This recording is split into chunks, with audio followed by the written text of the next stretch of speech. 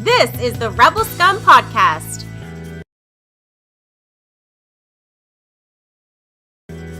Available in video on YouTube and audio wherever you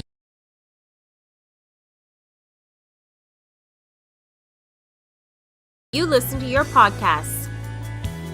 Every week, Brock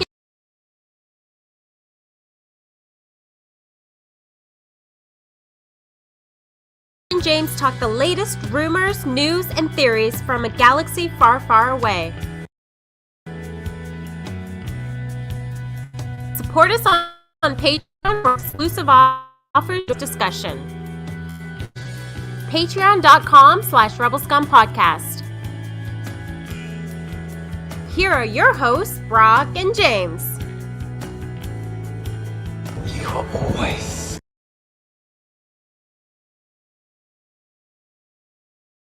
Scum. Rebel Scum.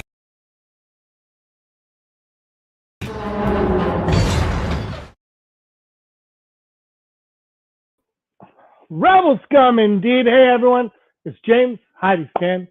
Thanks, Stan's listening in his bed. This is awesome. We are just going unleashed today because some Star Wars stuff has come up that I wanted to talk about. That I think we should talk about because tomorrow we're going to be head over heels for Mandalorian Chapter 20, directed by Grief Karga. By the way, watching Predator the other night, Aaron and I decided to put on Predator and watch it. What a great movie. Absolutely love Predator. You can't go wrong with it, of course. It's like, before we get into the show, I'm just going to a few things up. We are planning on, there's a plan in the works for more videos on this channel and more videos and returning videos on the Digital Charcuterie channel. Speaking of that, we got the casual pop fan here. Yeah. I don't know his name. Steve. Hey, Steve. Where did you dig me up from? From the old Super Tuesdays on Digital Charcuterie. I was just saying they are going to. So Heidi's going to bed soon to watch The Mandalorian. This is just going to be a short video. Because Steve, you know, it's actually good that you're on this right now because this is a Dale Erdman's here. If you haven't seen us for so long, we try to show up once in a while. Here's the thing. So Star Wars is in flux. I think it's thriving on Disney Plus. I think, you know, there have been the debates on, is this good? Is it not good? Whatever. That's besides the point. But I think we've gotten quality. I was talking to some Star Wars fans as of late who, you know, they said Obi-Wan Kenobi was the most perfect show they've ever seen. Sure, you could debate it, but I mean, if fans are feeling that, I thought Andor was brilliant, and it was something in a little different direction, which I think is nice for Star Wars to go in. I am one of the 7 people that loved Book of Boba Fett, but again, that felt like it would have been a novel in 1999, and instead we got it on TV. So how do you complain about that? How do you complain when you got something on TV that typically you would have had to have read? I guess Carl Weathers did spoil the title on Twitter. I'm not going to say what it was here. And then, of course, we got Mandalorian, which is fantastic as well. Ahsoka's coming out, blah, blah, blah, blah, blah. But Steve, theatrically, Star Wars hasn't been in the theaters since 2019, since before COVID hit us, since way before. Mm-hmm. And then Patty Jenkins comes, leaves. It's been like, and the thing is, if you go way back, Josh Trank came and went. The Game of Thrones guys came and went. Rian Johnson has seemingly come and went after what he did. You know, you could believe his trilogy is coming no matter what. That's kind of coming up. They can't seem to nail down someone to direct or write these movies. Now, there's a report that came out last night that I'm going to show on here and discuss because we're going to go right to Above the Line, which is the source. Could be bogus, could not be. But Damon Lindelof spoke at South by Southwest, I think like 6 or 7 days ago, and he said that he said something crucial that I really want to bring up. But let's go to this story. Steve, are you ready for the story? I'm ready. Ready as you ever will be. Let's see if I know how to do this. This is a story here. Put up Leave me in suspense here. Can you see it? Is it on? No, I don't see it. You don't see it? No. Is that a yes? No. Does anyone see it? Okay. I can't see anything right now. Just put it on your phone and just hold it up. I might just read it off my phone. I thought it says it's screen sharing. This is weird. This is uncomfortable for everybody. I have This to is go raw. through this is how you do. Oh yeah, it's just me looking at my phone like a moron. So stop sharing. And that did not work. All right. Nothing is working. Oh, Dale says no. What's tonight's episode? It's 20 tomorrow, I think. Dale. All right, so let's go right to the source on abovetheline.com. Jeff Snyder is the scooper here. There's been a disturbance in the force. Damon Lindelof and Justin Britt Gibson have exited the Star Wars project that Charmin Obaid-Chinoy remains slated to direct. So they were writing it, and now they submitted a draft of the screenplay in February, and they have since parted ways. And this is what Damon Lindelof said just a few days ago at South by Southwest to /Phil. I will just say that for reasons that I can't get into on this Sunday morning, on this day, the degree of difficulty is extremely, extremely high, said Lindelof. If it can't be great, it shouldn't exist. That's all I'll say, because I have the same association with it as you do, which is it's the first movie I saw sitting in my dad's lap, 4 years old, May of 77. I think it's possible that sometimes when you hold something in such high reverence and esteem, you start to get in the kitchen and you just go, maybe I shouldn't be cooking. Maybe I should just be eating. We'll just leave it at that. So before I talk anymore, and I'm going to take a break now, Steve, what are your thoughts on everything I just spat at you right there? Well, I mean, a lot of that's news to me. Sounds like there's a lot, like you said, a lot of different cooks in the kitchen. I'm having a hard time understanding. Just this is from a casual fan at best. I'm not a deep dive person for Star Wars. I don't understand what's next for Star Wars. I don't understand anything that you just said about the directing. And anyone in the chat, guys, talk. Let us know what you think, because I've got opinions, Steve. Okay, well, I have big time opinions. Explain it to me like I'm 5. But here's the thing: I also have opinions on what he said, because I think what he said, and I think he came to this understanding, and I respect this and I appreciate this. And understand that other filmmakers who try to get into Star Wars don't quite have and haven't quite nailed. And I think this comes down. This is my problem with the handling of Luke Skywalker in the sequel trilogy, is exactly what he's kind of saying here. And that is, you grow up loving something, you're almost too attached to it, and you go into this project as a fan, not as a storyteller first. And I think that's going to be a problem with a lot of Star Wars.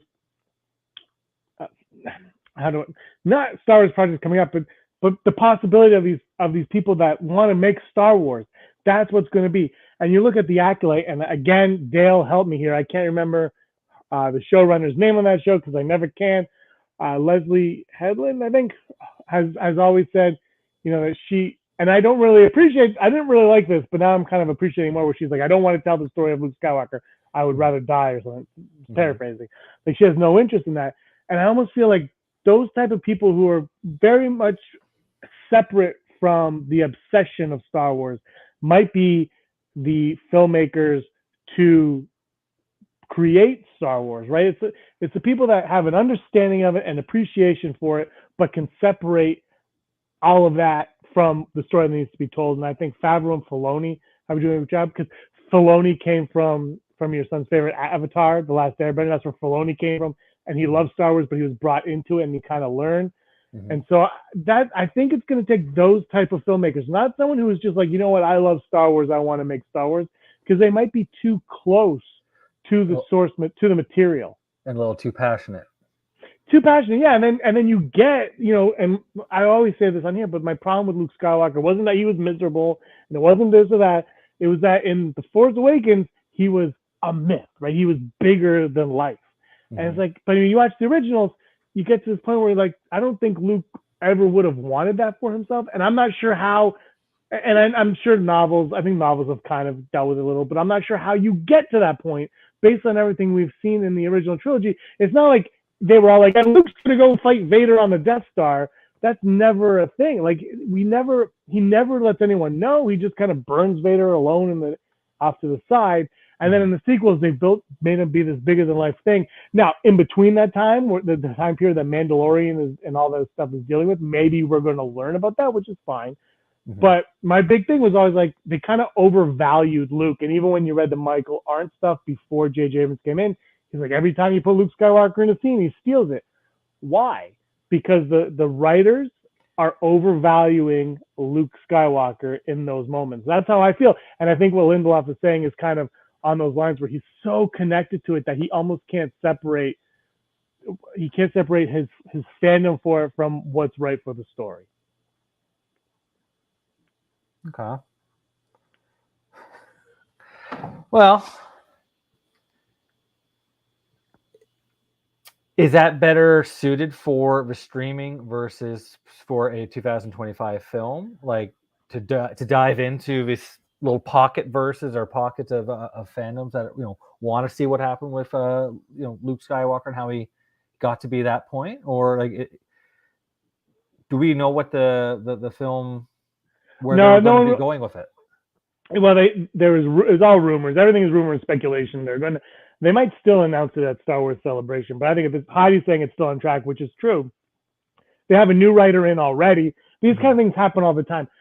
My concern with the announcement of 2025, and let me know if you disagree, Steve, or anybody in the chat disagrees, is my concern is, like I said, you had Trank, Game of Thrones, the Rian Johnson trilogy, Patty Jenkins, where's Taika Waititi, Kevin Feige.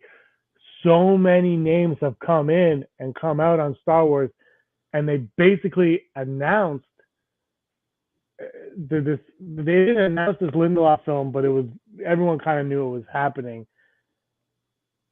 And it's just, if you announce this Star Wars movie this early on, where you've just hired a new writer a month and a half, 2 months prior, who's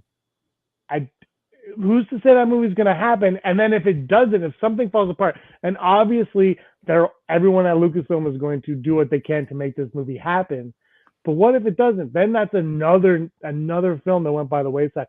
And I forgot Lord and Miller, the solo guys. Like there's so much to happen that I think announcing this a celebration might be too much too soon? Yeah. Because they don't know what they have right now. And I mean, they might know something, but again, like you hire this writer to come in, you have a director in place. It happened with J.J. Abrams on The Force Awakens. They had a script, they had a writer for it. He came in, he rewrote it with Lawrence Kasdan, and they had a time crunch. And it worked out, obviously. It made $1 billion, and people were excited and brought Star Wars back.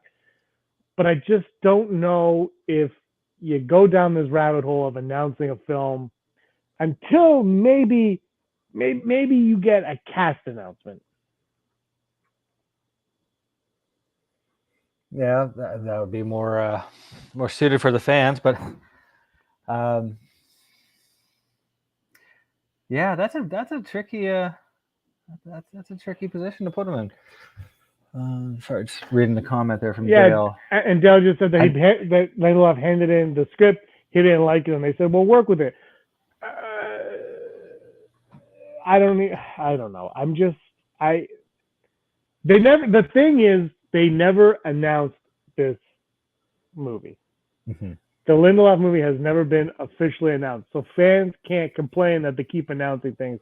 When they never announced this one, they announced, like I said, Trank and Miller and all those things, but this one was never actually announced. Dale, what do you know? Knowing?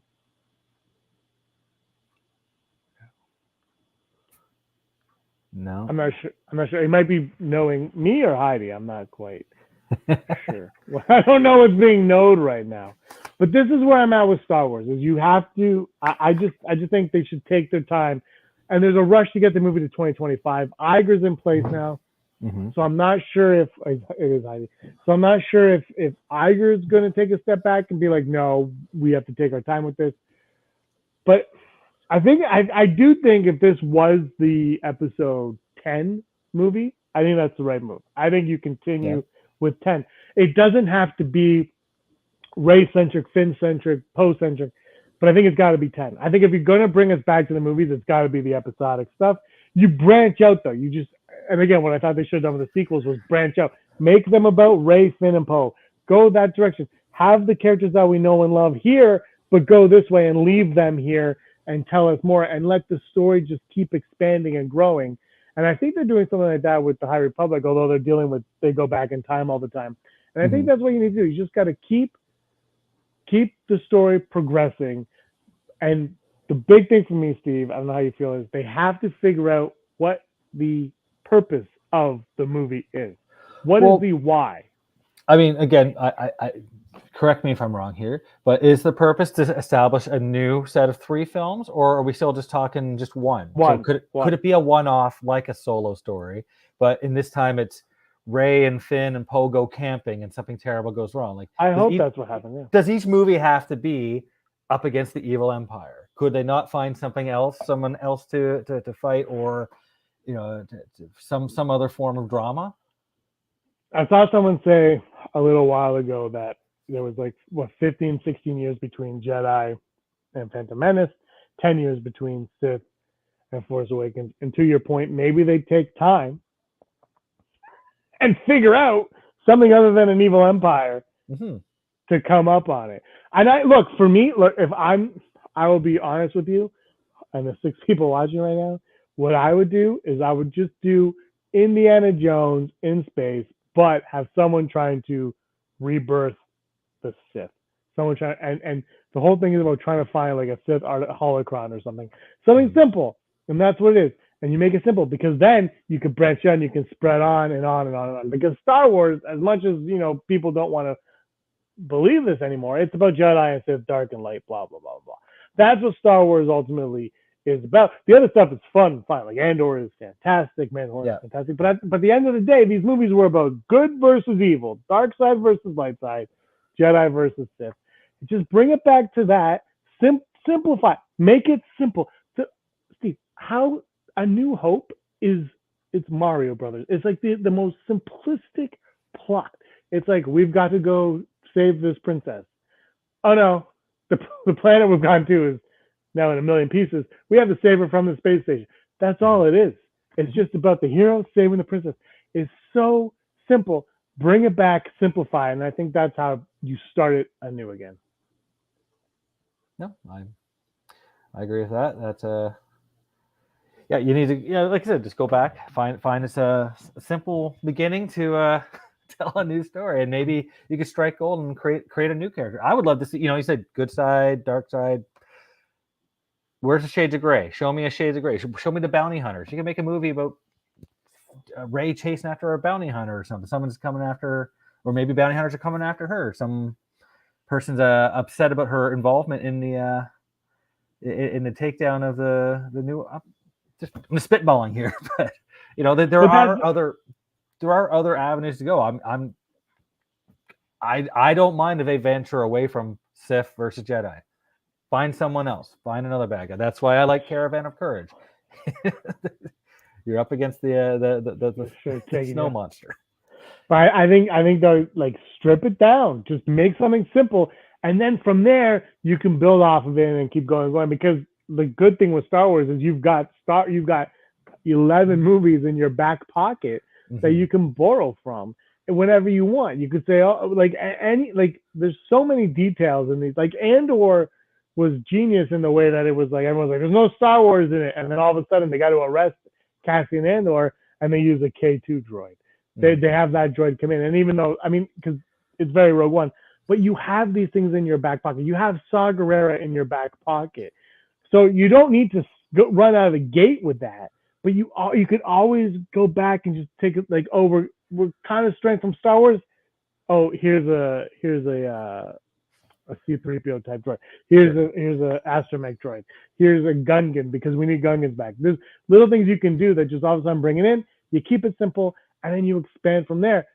And I think, and Marvel's the same way, and I think you agree, where it's, and DC, well, DC is DC, but Marvel, where they've just gone, so Iron Man 1 is pretty stripped down in comparison to what we're getting now, right? I know the Eternals mystifies you with the thing at the end, and it's everything is a world-ending crisis. And now all these movies now, it's maybe we want to see something a little bit more intimate. And that's not just a Star Wars problem. That's all over most of the franchises.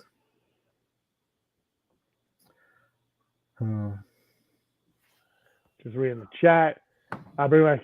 Bring Anakin back and end the story with a happy ending and a Mortis and a new Mortis. They take care. Thanks. Hi, Charlie. Yeah, I mean, I thought Episode 9 should have ended with R2-D2 being shut down at the very end, like looking up into space, and then his iris was the final. As his shutting down iris was the final iris of all of Star Wars, because that's how they all end. I thought they had it there. I think you got to go 10. You got to strip it down, make it simple, and then let the story tell itself, right? Do one movie, strip it down. Then the next movie is a sequel to that movie. And then you can worry about making 2, 3, or 4. But make one solid film. And, I mean, this is all based on nothing. This article comes out. It might be bogus. It might not be. I don't think it is based on what he said last week at South by Southwest. But it feels like he was too close to it. And he didn't have it where he wanted to get it. And he's probably, honestly, on too much of a time crunch to get it to where he wanted to go, because they want to hit that 2025 date for whatever reason. Disney's like, we need to make money in 2025. Avatar won't be ready in time. We need Star Wars. And the reality is, Avatar 2 took 13 years, and it's the second highest grossing movie of all time. Maybe the lesson should be, don't rush these things. Let James Cameron do it all. And there's plenty of Star Wars elsewhere to make their money, to whet the fans' appetites. Yeah, maybe they just do a Baby Yoda movie. How amazing would it be? How amazing would that be if they just do a Baby Yoda movie? I want to say one thing. We are going to do more of these live shows on Rebel Scum. Like I said, Digital Charcuterie is getting more shows, and Rebel Scum. Rebel Scum, Patreon, not this week, obviously, but going forward, maybe next week, but probably the week after. We haven't decided what Patreon ranked, though. There's going to be a link, so the second half of the show, anyone on Patreon that wants to join will be able to join the discussion for the last half hour. This one's going to be a half-hour show. Next, when those ones come, they'll be an hour, so it'll be 1.5 hour. Well, it might be whatever. We'll figure it out. But you will get a link to join the show, so you could talk to Steve and tell him that he is a hater of Star Wars. Don't go there. Maybe you guys could teach me how to share my screen on StreamYard, because it did not work at all, apparently. It took over. It said that I was sharing it, so who knows. But look, I imagine whatever Star Wars we get, because the reality is, I know people hate The Last Jedi, and they hate, some people hate, no, they hate Rise of Skywalker, and then The Last Jedi is The Last Jedi. They haven't, for my money, they haven't been horrid yet. We haven't got a horrible Star Wars movie. The Rise of Skywalker, I think it's fun. It's very predictable in some of it's lame, but I think it's a lot of fun. I think it could have used a little bit more thought in it, but it is a lot of fun.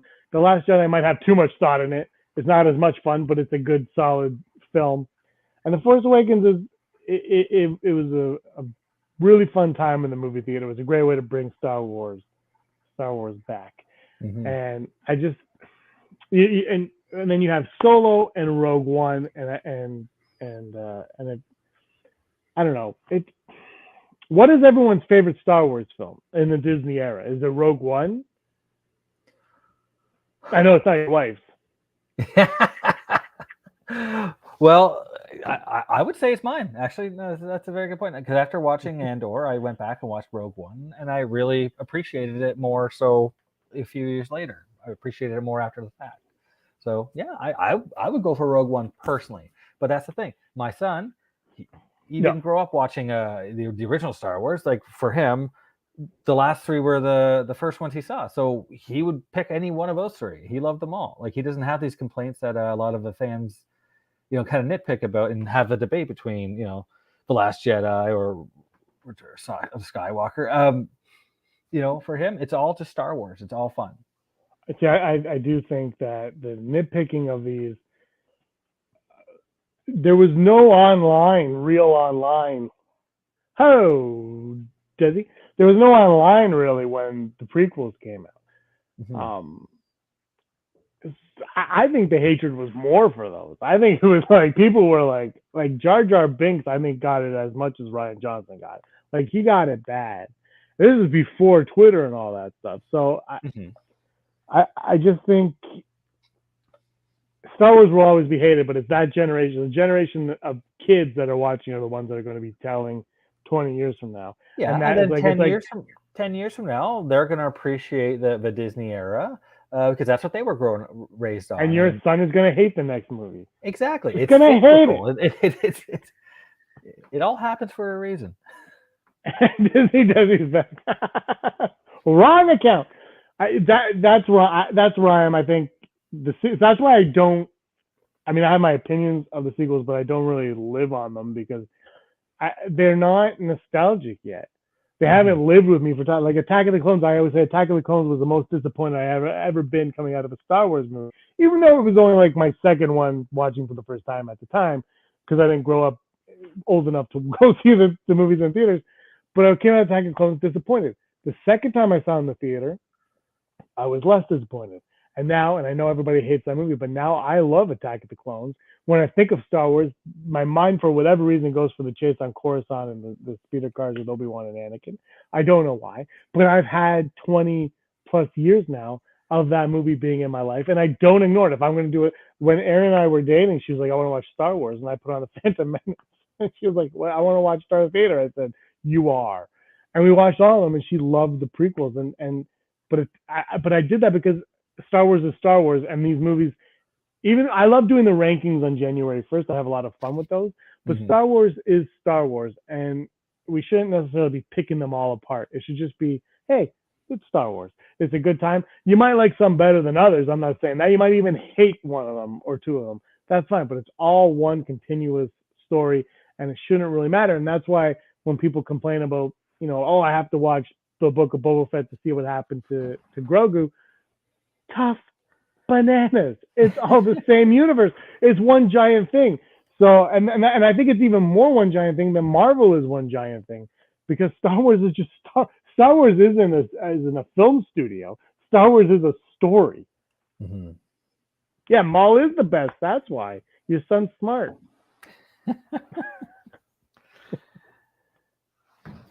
Well, and that is the beauty of it. Like, as you know, I wasn't a big fan of the first two episodes of this new season of Mandalorian. I found them kind of boring, and I got chewed out for it by somebody who said it's the greatest thing ever because he was invested in the story of the Mandalorians, whereas for me, not so much. But I never trashed it. I didn't say it was bad. I just said I'm not enjoying the first two episodes, but I see where they're going. And then episode 3, boom, I loved it. It was great. No complaints. Does he? Yes, Jameses do love the prequels. That is one thing that our namesake has. His prequel up. But you weren't alone in what you thought of the first two episodes. I really liked the first two episodes. I love the third episode, obviously. And I think the tease in the third episode is some of the best Star Wars. All in all, that I think we've gotten. It was so much fun. Like, I don't know how anyone could watch that and not. I think if you watch the first 10 minutes of that episode and you didn't enjoy it, Star Wars is just not for you. It's just like maybe you should move on to Night Court because it's just you're never gonna like it, and that's how it is. And I also feel like the Mandalorian. I said this last week, where the Mandalorian kind of ended in season 2. The Mandalorian story that we were watching ended with Grogu being shipped off to Luke in Luke's academy. Mm-hmm. And I'm fine with that. And now I think we're getting a new. This is like the second Mandalorian story where we're following these characters, but it's a whole different journey. Like the first journey ended, now what's going on, and this is going to deal more with the Mandalorian stuff. Which, honestly, just like you, when I was first inundated with Mandalorian lore, I was not into it. I remember Star Wars Celebration. Brock, we're sitting there, and they're showing us the Rebels season premiere of, I think, the final season, and it was all about Mandalorian. And we're sitting there like, oh God, more because we weren't into Mandalore stuff. Now, this is now 6 years later on this, but now I don't know if I'm all in on Mandalore, but I love it. And I'm really in on Mandalore. Like, I'm like, give me the Mandalore stuff. It got me there. Like that season sold me so much on it. I know the Clone Wars had a lot of it. So I think, and it might not be the same for you, but I think if the season kind of progresses the way the Rebels season did, you might actually find yourself being like, oh, I'm really digging the Mandalorian and stuff. Because at first I wasn't. I was like, I don't care. And then I got to a point where I was like, okay, I care. And then they announced the show. I was like, okay, now I really care. And I think that's where we are right now. No. Yeah. What Ray and Yoda did for now. Just reading the comments. Yeah. I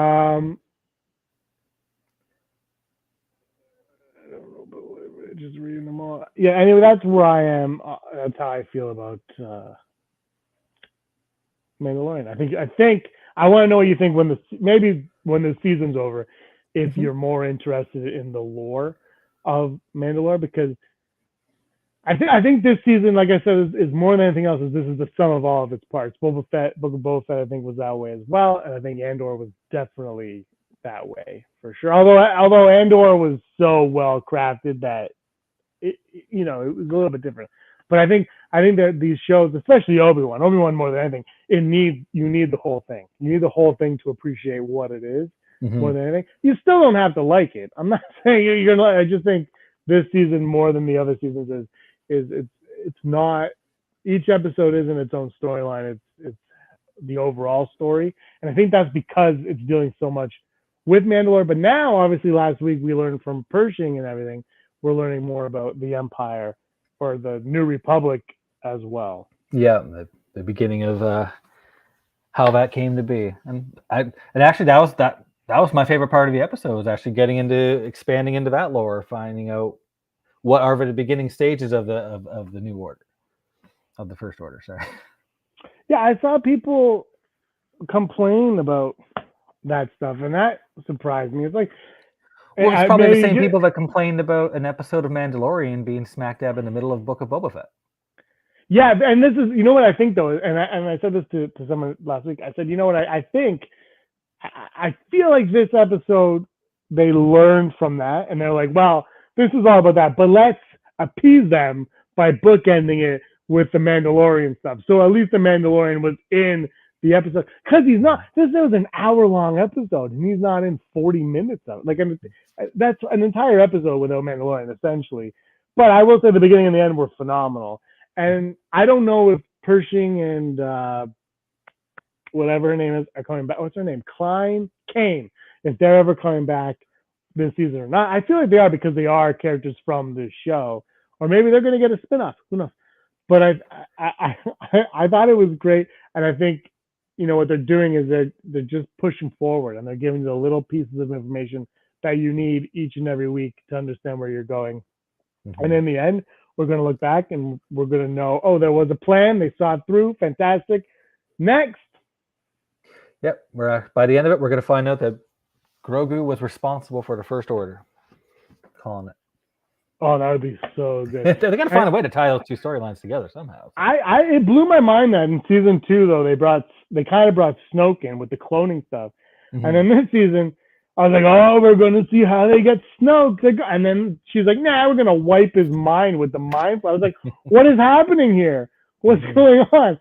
I that's what I love about it. I love the twists and turns. It's like you think it's going in this direction, like, nope, we're going to take it out. Disney thinks that Pershing is a really interesting character. I'm interested to see what happens to him next.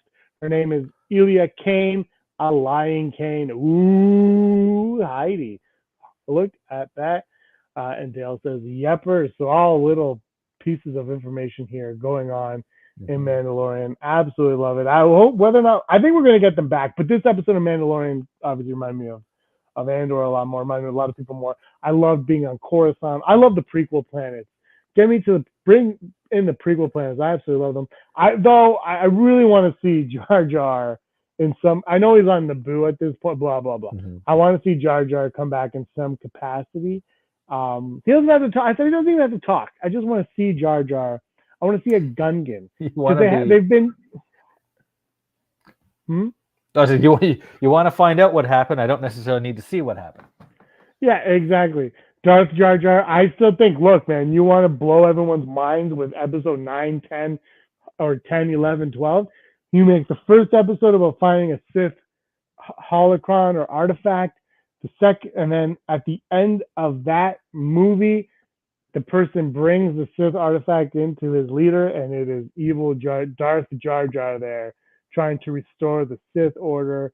All of a sudden, everyone is happy, everyone's ecstatic, and he goes Misa Jar Jar Binks, and then he force chokes the person, and they died. So I do it, KK. Also, I gotta check my watch. And Kathleen Kennedy was just fired. One day we're gonna make this joke, and she's either gonna step down or be fired. Before we leave, though, I do want to bring up people have been talking about Kathleen Kennedy, how she's doing a terrible job, blah blah blah blah.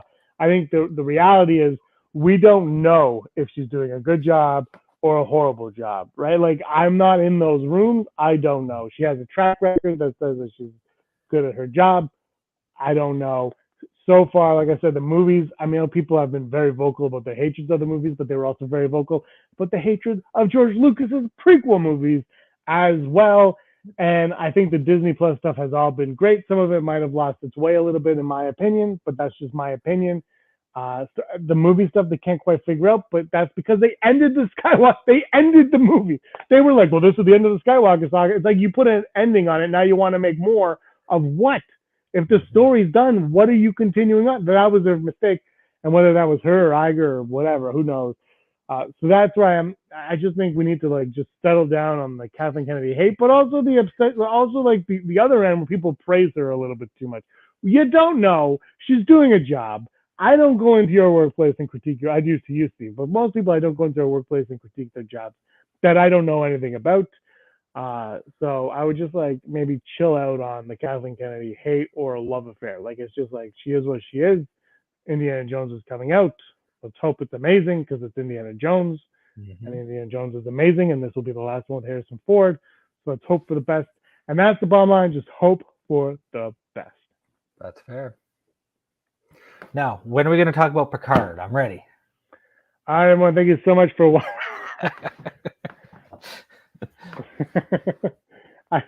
I just hope that they don't pull a Westworld and change the outcomes because of fans' predicted spoilers. Whoa, what? That's wild. They've done that with like Scream 2 did that. They changed the killers in Scream 2, and I thought for the better. I haven't seen Scream 6, so don't ruin it for me in the comments. All right, guys, we're going to wrap up this show. We're going to do these more often, the live chats at night more often. I promise I'll be better prepared next time. He won't be here again.